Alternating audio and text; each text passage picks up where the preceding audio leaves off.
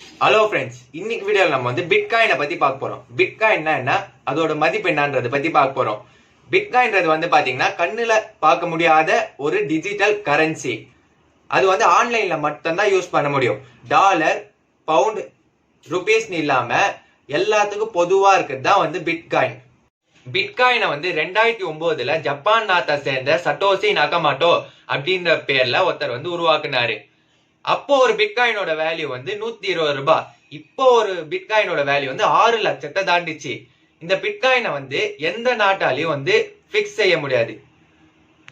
ஒரு நாட்டோட பொருளாதார வீழ்ச்சியோ வளர்ச்சியோ இந்த பிட்காயினோட வேல்யூ பாதிக்காது. நம்ம பிட்காயினை வாங்கவோ விற்கவோ வேணும்னா நம்ம இணையத்துல ஒரு அக்கௌண்ட் வச்சுக்கணும். வெளிநாட்டுலலாம் பிட்காயினுக்கு ஏடிஎம்மே இருக்கு. அந்த ஏடிஎம்ல பிட்காயினை வாங்கலாம், விற்கலாம், பணம் வேணும்னாலும் எடுத்துக்கலாம். பிளிப்கார்ட், அமேசான், பேடிஎம் போல நிறுவனம்லாம் பிட்காயினை இப்போ ஏத்துக்கிறாங்க.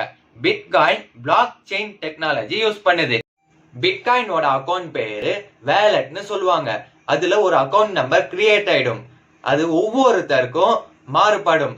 அந்த அக்கௌண்ட் நம்பரை வச்சுதான் பணம் பரிமாற்றம் செய்ய முடியும். ஒரு சில நாடுகள்லாம் இன்னும் கூட பிட்காயினை ஏத்துக்கல. ஒரு சில நாடுகள்லாம் பிட்காயினை இல்லீகல்னு சொல்றாங்க.